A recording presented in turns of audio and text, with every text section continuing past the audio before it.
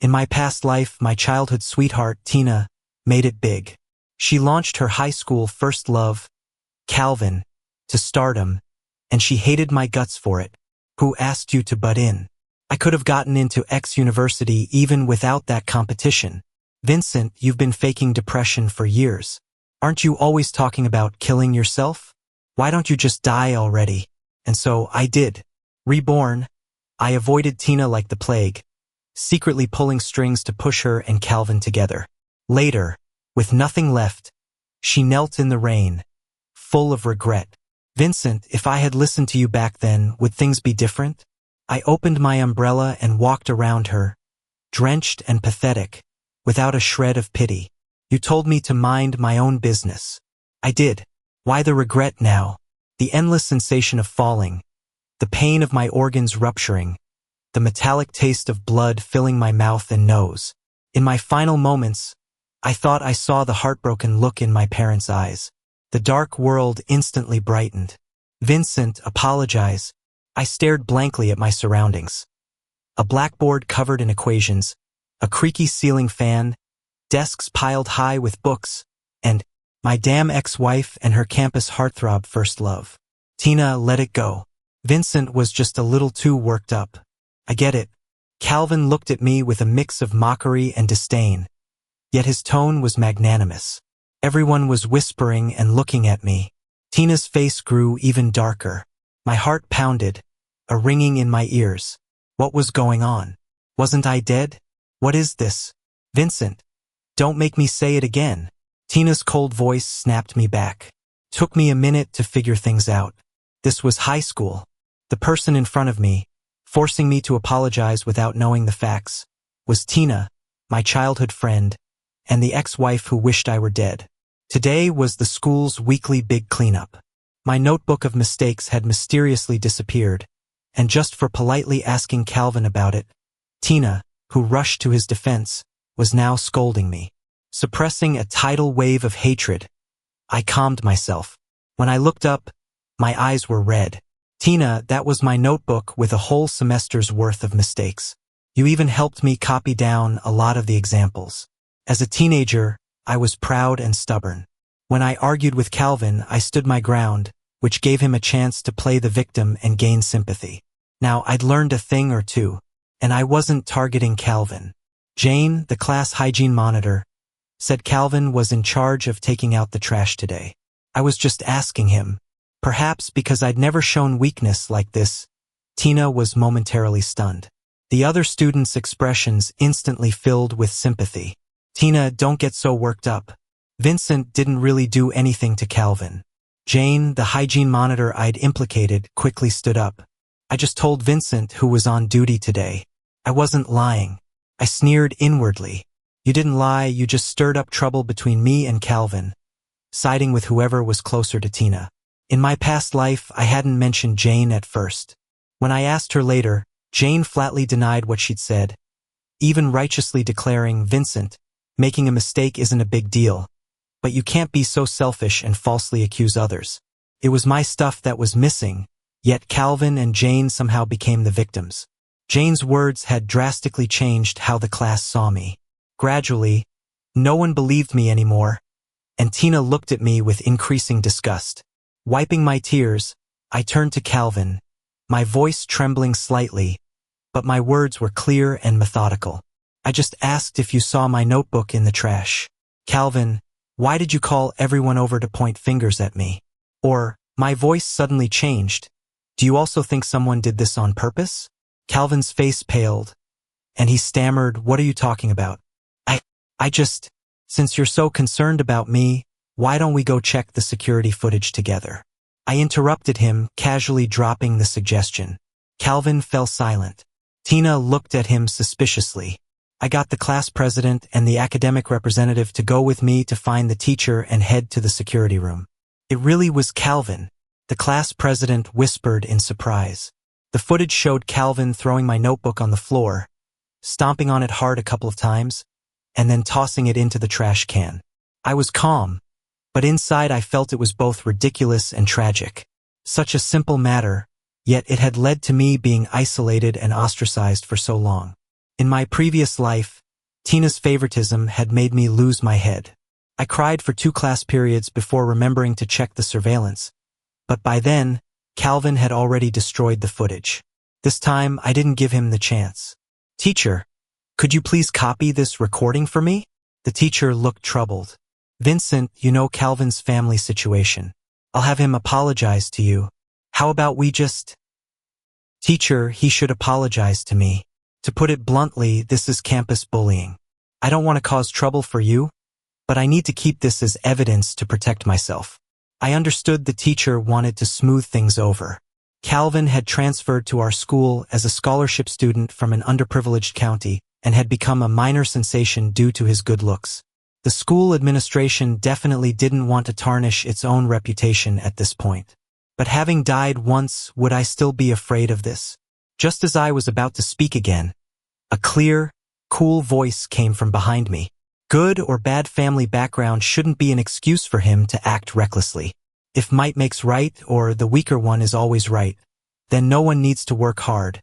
We can all just compete to see who's more miserable. Everyone turned. A graceful, intelligent-looking girl stood up, a calm smile on her face. "Sorry, teacher, I couldn't help but overhear." With that, she waved her phone, showing the recording on the screen. "It's Laura, our class valedictorian." The academic representative's eyes sparkled. Of course, I knew who she was. In every exam, big or small, her name was always at the top of the honor roll. The teacher finally relented, copied the recording for me, and demanded Calvin apologize to me in front of the whole class. Calvin kept saying he didn't do it on purpose, regardless of whether anyone believed him. Amidst the shocked gasps of the class and Tina's stunned expression, I calmly accepted his long overdue apology, one that spanned my past and present lives. "Calvin, you owe me this. Don't cry yet. The Betrayal show is just beginning." The dismissal bell rang. I grabbed my backpack and ran home, leaving Tina's calls behind me. Standing at my front door, my heart pounded like a drum, but I didn't dare open it. The amount of hatred I felt for Tina and Calvin was matched by the guilt and regret I felt towards my parents. I was terrified this was all a dying hallucination. "Vincent, what are you doing, kid, just standing there? Come on in. You're all sweaty. How come you're 20 minutes earlier than usual?" My parents' voices came from behind me. I turned stiffly, saw the parents I'd only seen in dreams in my past life, and couldn't stop myself from throwing myself into their arms. At night, I snuck out of my room and listened repeatedly to the sound of their steady breathing outside their door, finally feeling at ease. I was really reborn. My parents were by my side. Everything could still be changed. "Vincent." Hearing Tina's voice, I froze. It had only been a day, but it felt like a lifetime ago. I hadn't slept at all last night, tossing and turning with excitement and joy, replaying events from my past life. Tina and I grew up together, practically childhood sweethearts, but everything ended when Calvin arrived. Calvin, introducing himself on the podium, was dazzling. Tina was drawn to him and gradually influenced by his ideas, captivated by the carefree and unregretful youth he described. Where I come from, a lot of kids drop out of middle school.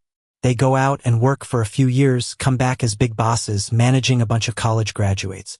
Tina, I came to this big city from a small town, but not to bury myself in books. You only get one youth, and I don't want to waste it. Back then, Calvin pulled Tina, who was skipping class with him, and they ran down the street in their school uniforms, passers-by turning to stare in surprise. Tina, who had always followed the rules, fell in love with freedom, and with Calvin, who showed her this new world. Tina's parents begged me to talk to her, but my attempts only made Tina more rebellious. She frowned at me and said, "Vincent, don't you have any youthful passion?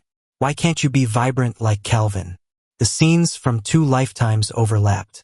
Now, Tina stood before me, frowning and calling my name. "Vincent." I snapped back to reality, my tone calm. "What is it?" My response was too cold. She paused, her voice a bit strained. "About yesterday." I cut her off. "No need to bring it up. Just tell Calvin to stay away from me. I won't pursue what happened yesterday." The teacher, though biased, had reminded me that it was ultimately a small conflict. I wouldn't gain much by clinging to Calvin's mistake. Besides, I had other plans for this crazy couple. Seeing I wouldn't say more, Tina sighed in relief, her gaze heavy. That's good. Staying away is good too. It's a blessing to still see you well and whole. Her words were jumbled, and I didn't understand them at first. After she walked away, a shiver suddenly ran down my spine. Tina's expression was completely different from yesterday. The complexity and resistance in her eyes were too familiar. It was the look she gave me years into our marriage. Could it be that Tina was back too? Students participating in the competition. Pay attention. There are only a few days left. This could determine if you get a guaranteed admission spot, so you must seize this opportunity. The teacher emphasized again, looking towards Tina. Tina, however, sat there calmly, betraying no sign of anything amiss. A faint smile touched my lips. Now I was completely sure. Tina had also returned to this world. At this time in my past life, I was troubled by Tina's changes and the distance between us, still not understanding the conflict between youthful passion and studying hard. Then, Tina caused more trouble. She wanted to drop out of the academic competition, one where she had a high chance of securing a guaranteed admission. The teachers all tried to persuade her not to be willful. Tina's parents were frantic. And I, in the restroom, overheard Calvin's triumphant voice. This is Tina's and my agreement. On the day of the competition, she and Ivy will be off campus, proving in different ways who loves me more. Ivy was a well-known bad girl from a nearby school. I didn't know how Calvin had caught her attention, and I understood even less why Tina would give up the competition for this. Just to prove their unconventional love? Or to leave a sufficiently dramatic mark on their youth? Such ideas were beyond my comprehension. Out of years of friendship, I told Tina's parents what I'd heard. I never expected it would ruin my life. On the day of the competition, Tina's parents called the police, who dispersed the gathering of delinquents off campus and forced Tina to participate in the competition. Ivy held a grudge against me for this, often ambushing me on my way home from school. My parents, worried for my safety, started picking me up and dropping me off every day. But one rainy night before the college entrance exams, they died in a car accident. I fell into a severe depression due to my parents' death, couldn't take the college entrance exams, and contemplated suicide several times. Tina's mother felt extremely guilty. She forced Tina to break off contact with Calvin and married her off to me after college graduation. Meanwhile, Tina got into X university with her competition results, and during her graduate studies, she co-developed a cutting-edge drug with her peers, hailed as a genius biologist with a limitless future. I lived in a daze, indifferent to everything around me. Until that day, Tina came home drunk, stared at me, and shattered the false peace of our past. Only then did I realize that my kindness had earned me years of her resentment. Calvin had entered the entertainment industry. Tina used all her connections and money to make him famous, only to hear he was marrying an actress. Tina, it's a shame you're already married. We were never meant to be. She grabbed my hair, pushed me to the ground, her voice manic. Who asked you to butt in? I could have gotten into X university without that competition, and Calvin wouldn't have left me. You've been faking depression for years, always threatening to die. Getting your parents killed wasn't enough, you had to drag me down for a lifetime too. Vincent, why don't you just die already? I had been numb for years, her curses didn't matter. But that phrase, getting your parents killed, shattered all my psychological defenses. Finally, I couldn't bear the weight anymore and jumped from the rooftop. Before I fell, I seemed to hear Tina's heart-wrenching scream. Maybe she didn't really want me to die, maybe she was afraid of being implicated. But whether in my past life or this one, I had no time or need to figure out her thoughts. After yesterday's events, the students had all seen Calvin for who he was, and Tina was no exception. Yet she still chose to fix her past regrets, determined to give up the guaranteed admission and rekindle her romance with Calvin. Although I didn't know why she had been reborn, it didn't stop my hand from trembling as I held my pen, filled with excitement. Come on, my arrogant ex-wife. I know you better than you know yourself. The pain I endured, you should taste every bit of it. Vincent, I'm still worried. Please keep an eye on Tina at school.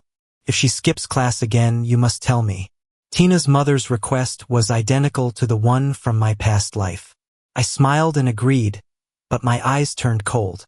In reality, I didn't say another word. I even helped cover for her and Calvin. Vincent, I feel like you're different now. Tina often sought me out these days. Since I no longer lectured her about Calvin, she was more willing to talk to me. I kept my head down, working on problems. Really? You're very perceptive then. But I can't quite put my finger on what's different. My lowered eyes were cold. Thanks to you, in my past life, I was mentally unstable. You've probably long forgotten what a normal me was like. The academic representative suddenly slid a report card over. I know. Vincent got stronger. Seeing my steadily improving scores and rank, a genuine smile appeared on my face. After so many years, I'd forgotten much of the material, but thankfully, my comprehension skills were better than when I was a teenager. With some effort, I could catch up. Vincent, I've highlighted the key points in your mistake notebook. A brand new notebook flew over Tina's head and landed squarely on my desk.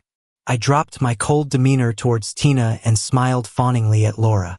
Thanks, genius. I'll buy you a drink tomorrow. Laura waved her hand dismissively and sat down beside me with a flourish.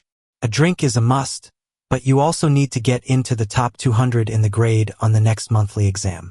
I smiled and agreed. Tina watched our familiar interaction and interrupted. Vincent, your old mistake notebook. Threw it out, I replied flatly. It was with trash for so long. It's filthy. She fell silent, her face darkening. After Laura left, Tina remained in the seat in front of me, lost in thought. Still here? I asked impatiently. Vincent, when did you and Laura get so close? Her tone held a hint of displeasure. I found it amusing. Tina, you were the one who blindly sided with Calvin without knowing the facts. You were the one who chose to protect him even when the evidence was clear. What right do you have now to question who I make friends with? My voice gradually rose, the suppressed hatred swirling in my heart. No, Calvin wasn't the most important thing. What I wanted to say went far beyond that. There was also my self-righteous, years-long friendship, kindness that felt like it was thrown to the dogs, my parents' innocent deaths, your years of resentment, the agony of my desperate jump from the building. Item by item, in what way did I ever wrong you? Tina? However, to Tina, my words sounded like I was jealous of Calvin, just as I had been in her memory. Tina paused, then smiled smugly. Are you still fighting with Calvin? I told you, he's the one I like, and you're my most important friend. If you two get along, the three of us can still be good friends. I scoffed, suddenly feeling that I was also at fault. Fault for being blind and foolish, for failing to see how utterly shameless Tina was. If it weren't for my future plans, I really wanted to slap her hard right now. I was having an internal battle, while Tina looked at my report card, a flicker of hesitation in her eyes. Alarm bells went off in my head. I quickly feigned concern. The competition is tomorrow. Your mom asked me to remind you to go home early today so you don't mess up your performance tomorrow. Sure enough, as soon as I said that, Tina's brow furrowed with irritation. I know, mind your own business. I nodded with satisfaction. Indeed, it wasn't my business. I couldn't wait for you to get exactly what you wished for. A few days later, the competition results were announced, and the classroom exploded. No way. Tina didn't even take the competition. I heard she got into a fight with some bad girl from off-campus for Calvin. I saw the video. Calvin was so moved he cried on the spot, hugging Tina and saying she was the one who loved him most. Wow, people are different, huh? Our youth is spent here cramming for tests, while there's a skipping class, fighting, and making epic love declarations. So romantic, like something out of a novel. I smiled and stood up. From the hallway outside the classroom came the sound of Tina's mother's anguished cries. How could you turn out like this? Your father and I watched you go into the school. How could you sneak out and get into a fight? How are you going to get into college without the competition results? Onlookers pointed and whispered. Tina's face was a mixture of pale and green, but her tone was firm. Mom, even without the competition, even without breaking up with Calvin, I can still get into X university. And in the future, I'll develop the most cutting-edge biopharmaceuticals. I stood in the crowd, watching her quietly, knowing full well why Tina's mother was breaking down.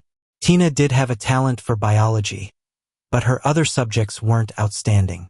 To think she could get into a top university based solely on the standardized exams, Tina was probably blinded by her past success, overconfident in herself. I just came from the office. All the teachers are praising your huge improvement. Laura walked by the door, carrying a stack of homework, ignoring Tina and her mother, and greeted me with a smile. Can't compare to you. You won a gold medal in the competition and you're still planning to take the standardized exams. I pointed to her name on the competition results board, offering sincere congratulations. True, you have a major you like even more. For a real genius, guaranteed admission is just one option. But for some people, it might be their biggest chance. I glanced sideways at Tina and, as expected, saw her gloomy face. A feeling of immense satisfaction washed over me. Tina losing her chance at guaranteed admission was a done deal. Her sacrificial love for Calvin and her pursuit of a rebellious youth were indeed different. Whether it was worth it, Tina would find out sooner or later. Senior year flew by. The countdown to the college entrance exams hung over everyone's head like a warning bell. Tina's story of giving up guaranteed admission for love gradually faded from memory, except for Calvin, who strutted around like a peacock. My girlfriend gave up her guaranteed admission for me. Aren't you all jealous? The classmates gave a couple of perfunctory responses. Not getting the expected admiration, he turned to attack me. Vincent, I'm really sorry. Tina used to care a lot about you, right? It's my fault for making you two grow apart. I feigned surprise. Tina's concern? What would I do with that? Someone snorted with laughter. I heard the sound of a desk being kicked violently behind me but didn't bother to turn around. Calvin's face flushed red. Playing tough. Huh? Don't think I don't know you totally have a crush on Tina. Oh yeah, totally. I'm so into her. Seeing you two together is worse than death. Satisfied? The classmates couldn't help but burst out laughing. Vincent. Tina growled, her face grim. Without the halo of a student with guaranteed admission, Tina was no longer in the limelight. Her parents and teachers were extremely disappointed in her. Her classmates didn't say it outright, but the way they looked at her was vastly different from before. Even I, her formerly obedient childhood friend, often made sarcastic remarks. What are you yelling about? Laura's voice sounded from the doorway. She slapped the mock exam results onto the teacher's desk, her gaze towards Tina cold and disdainful. Look how many points Vincent is ahead of you. Who do you think you're bossing around? Everyone's teasing gazes darted between Laura and me. I couldn't help but blush, and quickly nudged Laura back to her classroom. Tina stared at my retreating back, lost in thought. Tina, whose overall grades only put her in the middle of the pack, finally started showing signs of anxiety. She had no way out now. If she failed the college entrance exams, her past sacrifice for love would become an utter joke. Tina began to desperately try to catch up, refusing Calvin's invitations several times. But how could I let her succeed? Tina, did you and Calvin have a fight?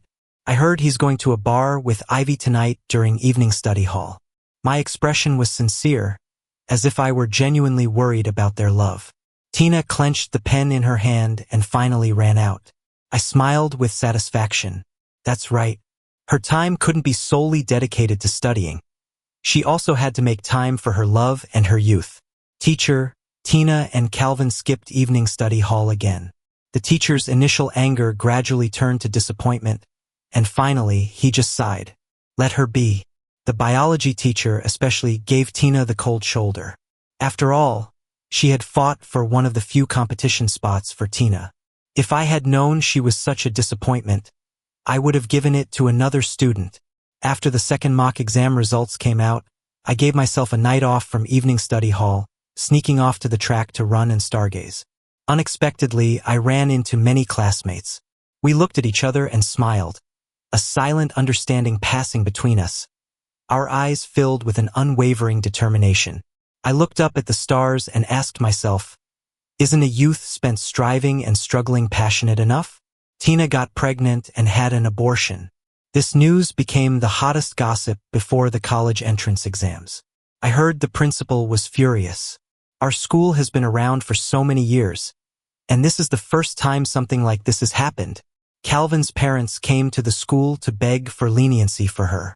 Tina's parents really laid into them, saying Tina's uterus was damaged and demanding Calvin pay hundreds of thousands in compensation. This is too much drama, right? Our school is a top-tier high school. This kind of thing is so embarrassing. Still envy those novel-like scenarios? Don't be ridiculous. We were just talking. Who knew they'd actually dare to do it?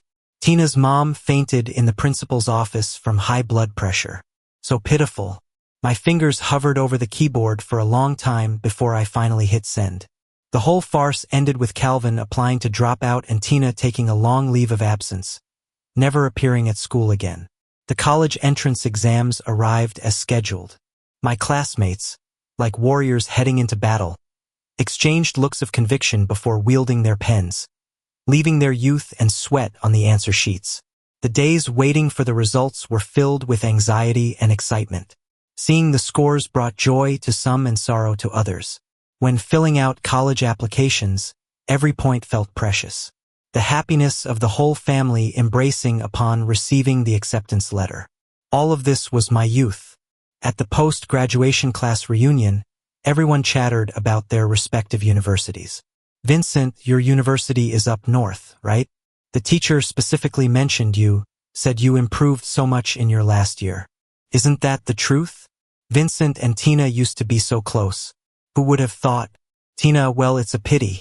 Which university did she apply to? A girl shook her head. Seems like an ordinary university. She was lucky not to have that incident with Calvin put on her record. Actually, Tina's scores shouldn't have been that low. Maybe her mental state was affected. Everyone fell silent for a moment, but the topic quickly shifted, and the atmosphere livened up again. Vincent, congratulations. Our universities are in the same city. Let's keep in touch. Laura from the next table walked over with her glass, and I smiled and clinked glasses with her. College life was rich and colorful, and I enjoyed it thoroughly. During one vacation home, I saw my mom carrying many nutritional supplements and placing them by the door. Mom, who are you going to visit? Before my mom could answer, an angry shout came from downstairs. Get out. You chose this path yourself, and now you have the nerve to question your mother and me. Get out. My mother sighed softly. It's Tina's mother. She's pregnant with her second child. She's older, so the pregnancy symptoms are quite severe. The sky outside was overcast. A loud clap of thunder, and then a torrential downpour. I stood by the window and saw Tina kneeling on the ground, her eyes empty. Her luggage had been thrown out of the house by her angry father. Tina's mother has had a hard life too. Tina had such a bright future. Who knew things would turn out like this? I looked away and said playfully, my dear mother, your son is right here, and you're still worrying about other people's children. I'm going to get jealous. You silly child, always talking nonsense. Mom smiled and patted my head, no longer sad about Tina. Perhaps because everyone was on vacation, the high school alumni group chat was buzzing with gossip again. You all know, right? Our campus heartthrob Calvin tried to become an influencer through live streaming a while back. Just as he gained some followers, he was exposed for being a kept man, a homewrecker. The original partner showed up and slapped him around, apparently disfiguring his face. I heard Tina introduced him to the live streaming company, spent money on connections to get him packaged. She even used her tuition money on him. But then he turned around and dumped Tina. Tina's parents are furious with her, threatening to disown her. I don't know if Tina snapped or something, but she keeps saying she still has a chance, wants to develop some drug. Doesn't she see what kind of university she's at? They don't even have a lab. What research is she going to do? Dream on. I searched for Calvin online, and sure enough, one expose after another popped up. I silently registered an account, posted the video of Calvin intentionally throwing away my mistake notebook back then, as well as the story of his and Tina's abortion and dropout, then promptly deleted the account. Grabbing an umbrella, I went downstairs. Tina was still kneeling in the rain, looking as pathetic as a stray dog. She saw me too and tried to straighten her back, attempting to hide her wretchedness. I held the umbrella over her head. This small gesture seemed to break her defenses. Tina said hoarsely, "Vincent, if I had listened to your advice back then, would things be different?" I moved the umbrella away, and in her confused gaze, a smile spread across my face. "You know very well how things would have ended, don't you? You told me to mind my own business. As you wished. Why the regret now?" Tina's face instantly turned deathly pale. Her lips trembled. "You, don't thank me. I just helped cover for you and Calvin, helped you achieve your wish of giving up the competition." I savored her miserable state, my smile growing wider. "Oh, and I also happened to remind your auntie. She still had time to have another child. You didn't listen to advice, but your mother did." Tina struggled to get up, but having knelt for too long, she collapsed to the ground. "Vincent, how can you be so vicious?" The umbrella tilted slightly, shielding my actions from view. I lifted my foot and pressed it onto her face, grinding it a few times, just as she had done to me in our past life. "Angry already? It's not over yet. Hang in there, Tina." I felt my voice was like a demon's whisper, chillingly cold in the rain. At Laura's invitation, I often visited her university to learn and observe. One day at lunch, a few familiar upperclassmen joined our table. One of them majored in biopharmaceuticals. I casually mentioned seeing the latest research on a certain drug in a foreign journal. Although the experiment had failed, their methodology had gained recognition from industry experts. That upperclassman's eyes lit up. After a flurry of searching on his phone, he quickly wolfed down his food and rushed off to the lab. The others teased him about being obsessed with academics, while I watched his retreating back and smiled.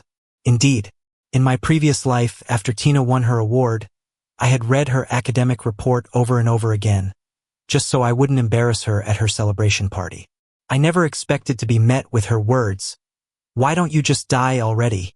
I couldn't understand the more detailed content of the report, but the key points I remembered were enough for someone with talent comparable to Tina's to discover its brilliance. "Tina, your success was merely standing on the shoulders of giants. Without opportunities and platforms, your talent is but the glow of a firefly, fleeting and far from irreplaceable." A few months later, Laura handed me an award photo, an academic paper, and a handwritten thank you letter. The lab-obsessed senior had specifically asked her to thank me. The foreign journal article I mentioned had helped their team overcome an experimental hurdle, and the drug they developed had just received international organization certification. The young people in the photo were all brimming with ambition, shining in their respective fields. In the acknowledgments section of the academic paper, my name was prominently listed. Faced with this weighty gratitude, I felt at a loss, able only to bury an unspoken shame deep in my heart and offer them my sincerest congratulations. Later, I received a call from my mom. After some small talk, she mentioned Tina's family. Tina's mother gave birth a while ago. Mother and son are both fine. The old couple is much happier now. Tina's mental state is very poor. A few days ago, she saw something on TV and suddenly went berserk, saying someone plagiarized her research and threatening to sue them. Tina was sent to a psychiatric hospital. They said it's as if they never had this daughter. Oh, enough about other people's business. Quick, ask my son when he's coming home. Vincent, Dad will pick you up at the station. My parents' voices echoed in my ears, filling my heart with warmth. The hatred and resentment of the past finally dissipated. I looked out the window. The sky was azure, the sunlight bright and dazzling. My phone chimed. A message from Laura. "Hey, let's grab lunch together." I smiled and replied, then got up to meet her. My future is long and bright. Tina's epilogue. I don't know why I was reborn. A flood of memories instantly rushed into my mind. The clearest was this afternoon, when Vincent and Calvin had an argument. I hadn't expected Calvin to do something like that, but he said with red eyes, "You and Vincent are so close. I was just a little jealous of him. I wanted your attention only on me. The dream of my youth stood before me. I couldn't refuse." The next day I found Vincent. Knowing his personality, he wouldn't let it go easily. I wanted him to stop dwelling on it. To my surprise, he was extremely cold towards me and even more dismissive of Calvin. This had never happened before. I didn't think much of it.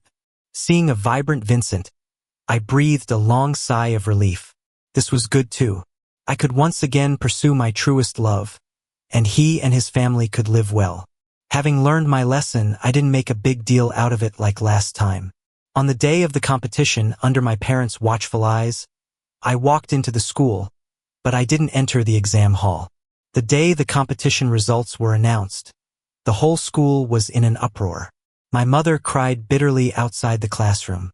The teacher who valued me most was utterly disappointed. The teasing and gossip from classmates were constant. For some people, this might be their biggest chance. Vincent's words floated through the crowd. A bad premonition stirred within me, but I could only feign composure in front of everyone. No matter. The most important thing was that the boy I yearned for finally rushed into my arms. I finally had my handsome man. At that moment, I thought Vincent really was a busybody. But my elation lasted only a short while. My persistently low grades made me panic. Tina, you really messed up. Huh? Only 20 points higher than me. That score won't get you into X university. Jane's mocking voice rang in my ears. I ignored her. I knew her words echoed what many were thinking. The more glamorous I once was, the more they now anticipated my downfall. What also frustrated me were Vincent and Laura. Their far-leading scores, their growing closeness day by day, were all things I couldn't reach now. After refusing Calvin a few times, he started throwing tantrums. Tina, did you and Calvin have a fight? I heard he's going to a bar with Ivy tonight during evening study hall. Vincent's words made me freeze. I wanted to see concern in his eyes, but there was none, perhaps even a hint of schadenfreude. His gaze provoked me. I threw down my pen and went to find Calvin. I didn't dare to distinguish right from wrong. I only knew that if I lost Calvin again, I would truly become a laughingstock. That night, Calvin took me to a hotel off campus. The obsession of 2 lifetimes made me lose my mind. I kept telling myself my choice wasn't wrong. Until my mother fainted before my eyes, I felt like I'd been hit over the head. Calvin's parents were vulgar, their saliva spraying on my face. My father, who had stood tall his whole life, bowed his head to plead for me. I silently took a long leave of absence, studied at home, took the college entrance exams. My dismal scores were reflected in my parents' disappointed eyes. I casually filled in a few university choices. It's okay, I consoled myself. My research findings were firmly etched in my mind. As long as I could replicate the experimental data, I would still be the most promising biologist. After starting university, I was dumbfounded. In my past life, I had access to top-tier resources, equipment, funding, materials, mentors. I just needed to focus on my research. But here, there wasn't even a separate lab. I was unwilling to accept this. Thinking of Calvin's good looks, I gritted my teeth and used my tuition money to connect him with a live streaming company. If he could become an instant hit, it would also help me revive my dreams. I never expected Calvin to be so heartless. So what if I spent your money? You owe me this. If it weren't for you, I wouldn't have been forced to drop out. He berated me and then blocked me. All our past intimacy and sweet nothings vanished into thin air. When his name reappeared, it was accompanied by all sorts of scandals. I felt nothing. During a break, I went home. My mother's belly was swollen. Her eyes held a tenderness I hadn't seen in a long time. Couldn't believe it. I questioned them, screaming. My mother, her pregnancy at risk, looked pained. My father's slap landed heavily. I was kicked out of the house. Under the pouring rain, my mind was blank. How did it come to this? Why did it happen like this? An umbrella appeared over my head. I looked at Vincent, clinging to him like a last ray of hope. But the ruthlessness in his voice terrified me. A clap of thunder exploded. I finally understood his abnormal behavior in this life. I wanted to argue with Vincent, but he pressed me under his foot, saying it wasn't over. I couldn't help but tremble. What else did he want to do? The TV broadcasted the latest breakthroughs in biopharmaceutical research. I saw familiar experimental reports, saw unfamiliar faces go on stage to receive awards. The last thread in my mind snapped. That's my research. They plagiarized it. They're thieves. Liars. I smashed the TV, tore up the journal. I wanted to sue them, to reclaim the honor that belonged to me. With an injection of a sedative, the world fell silent. On my first night in the psychiatric hospital, I had a rare good night's sleep. In my dreams, I remembered the past of the past. Vincent was dead. My last memory of him was his desperate, empty, yet hate-filled eyes as he jumped from the rooftop. After giving my statement to the police, I sat in the station in a daze. My mother, rushing in, slapped me hard. Is this how you took care of Vincent? If it weren't for you back then, I was extremely annoyed and cut her off. Enough. Back then. I didn't ask him to do those things for me. His parents weren't killed by me either. Why should I have to pay with my whole life? You? My mother was shocked by my words and raised her hand again. Quiet, both of you. This isn't the place for you to argue. Vincent's family, come sign this. The police officer handed me a form and looked me up and down. I understood the disdain in his eyes. In the interrogation room, I had confessed what happened years ago. The facts were clear, nothing much to investigate. Vincent's death was a suicide. Legally, I wasn't responsible. Returning home to the empty house, I shivered for no reason. In our wedding photo, Vincent's smile was the same as ever. I recalled the day we took that photo. Suffering from depression, Vincent's condition was always poor. But that day, he forced himself to be cheerful and even apologized to me. Tina, I know your mom forced you. When I get a little better, I'll talk to her about us getting a divorce. I forgot what I was feeling at that moment. Looking back now, it was probably guilt. After we got married, I wasn't good to Vincent. I should have been good to him, whether because of our childhood friendship or the misfortune his entire family suffered because they helped me. But this kindness was too heavy, suffocating me. I began to resent Vincent, thinking more than once, I never asked him to. If I had known, I would rather he hadn't helped me. This thought reached its peak the day I learned Calvin was engaged. Fueled by alcohol, I unleashed years of pent-up resentment. I hit Vincent, spewing hurtful words. When I came to my senses, the wind on the rooftop was so cold. Amidst my terrified screams, Vincent left decisively. On the table was a familiar manuscript, covered in dense annotations. It was my award-winning paper.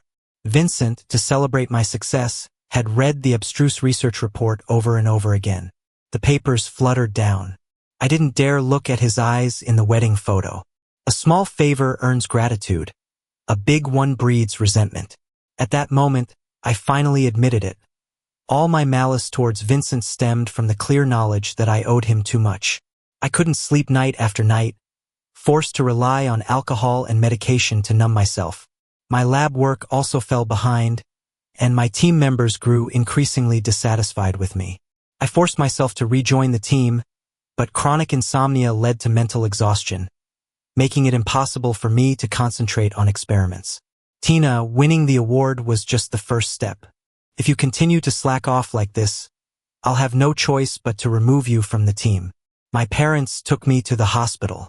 The doctor's words plunged me into hell. I had developed a mental illness. The words I once used to mock Vincent had come true for me. My mother cried, saying it was all karma.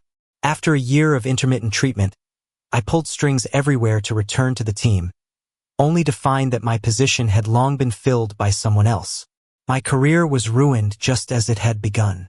That night, I messaged Calvin, explaining my situation. We had been in occasional contact over the past year. Without me to support him, he had gradually faded from the entertainment industry, and his engagement to the actress was never mentioned. He repeatedly hinted that he wanted me to help him again, but I was powerless, and my replies were always vague. Calvin, is there still a chance for us? I sent the message with a final shred of hope. Did I still love him that deeply? I didn't know. Perhaps it was just to prove that my long-held persistence wasn't wrong. However, The reply I received was a bright red exclamation mark. As if I had expected it, my heart was calm. I went to the rooftop where Vincent had left. I closed my eyes and jumped. Drifting in and out of dreams, I returned to high school. The scene of Calvin and me skipping class, talking nonsense about freedom, flashed by. The last image that lingered was Vincent looking at me intently. "Tina, stop skipping class. Your aunt and uncle are very worried about you, and I'm very worried too. All your years of hard work shouldn't go to waste." He frowned slightly, the concern in his eyes pure and genuine, all for me. Vincent wanted to say more. I heard my own hoarse, choked voice say, "Okay." After 2 lifetimes, I finally knew what I had missed. But it was all too late.